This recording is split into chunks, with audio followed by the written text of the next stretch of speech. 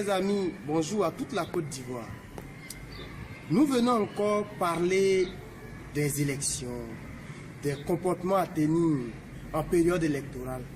C'est pourquoi nous sommes devant. Aujourd'hui, nous allons faire un coucou spécial à ceux qu'on appelle les prostituées électoraux.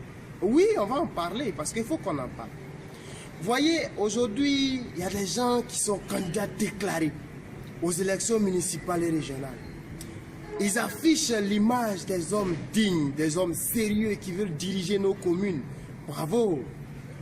Ils vont parler bientôt de leur projet de société. Tout ça, bon, enfin, pour ceux qui ont des projets, bien sûr. Sinon, les autres vont venir plonger dans les slogans vides du genre « je suis candidat des jeunes, je suis candidat de ceci ». Comme si, dans notre société-là, il y a un groupe de jeunes et un groupe de vieux. Et donc, il y a des gens qui deviennent des dirigeants des jeunes et ils laissent des vieux. Et il y a des vieux qui deviennent dirigeants des vieux. Il faut qu'on sache ce qu'on veut. Il faut qu'on sache ce qu'on veut. Mais là n'est pas la question, on va y revenir. C'est nos amis qui sont actuellement assis chez eux, ils attendent.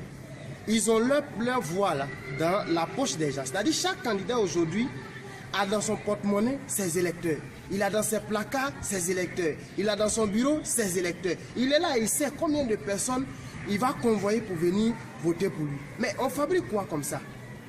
Et puis c'est les gens comme ça, demain ils vont se présenter comme oui, c'est nous on vous dirige. Mais vous trichez les gens sur la base de la tricherie, du mensonge, de la corruption. Qu'est-ce que vous pouvez changer? Qu'est-ce que vous pouvez changer? Rien du tout. Rien du tout. Et vous aussi qui acceptez d'être les prostituées électoraux. Mais c'est dommage. C'est dommage.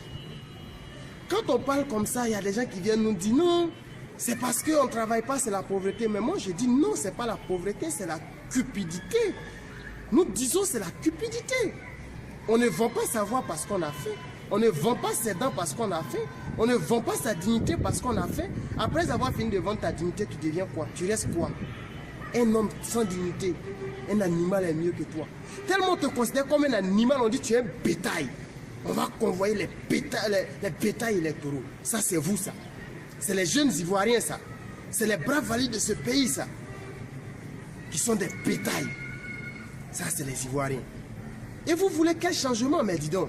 Quel changement on veut? Ça n'arrivera pas tant que nous n'allons pas changer de comportement. Ça n'arrivera pas tant que nous n'allons pas nous remettre en cause pour dire qu'est-ce qu'on fait réellement. On vote sur la base de quoi? Du programme ou sur la base des miettes? On vote sur la base des billets de banque ou on vote pour le développement? N'oubliez pas, hein, n'oubliez pas, les maires sont les acteurs du développement local. Les présidents des conseils régionaux sont des acteurs de développement local. Alors, si vous vendez vos voix, si vous vous sacrifiez, vous partez, vous livrez comme des animaux, excusez-moi du terme, ne soyez pas surpris que quand ils seront à la tête, ils vont vous traiter tel que vous êtes, en tout état de cause. En tout état de cause. C'est en fonction du prix que tu te donnes qu'on t'achète.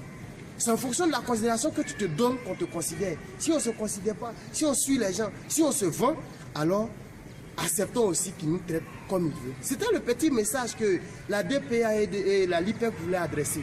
Soyons responsables. Ayez un comportement citoyen. Soyons sérieux. Parce que personne n'a planté un arbre quelque part qui produit l'argent où il va cueillir pour vous acheter. S'il vous achète, rassurez-vous, s'il est élu, il ne fera rien. Allons voter le 13 octobre. Allons voter avec responsabilité. Allons voter en analysant le programme. Et celui qui vient vous acheter, dites-le. Sinon, dites-lui que vous n'êtes pas une marchandise.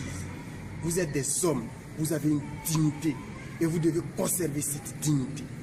On se retrouve le mardi prochain pour continuer la réflexion. D'ici là, portez-vous bien.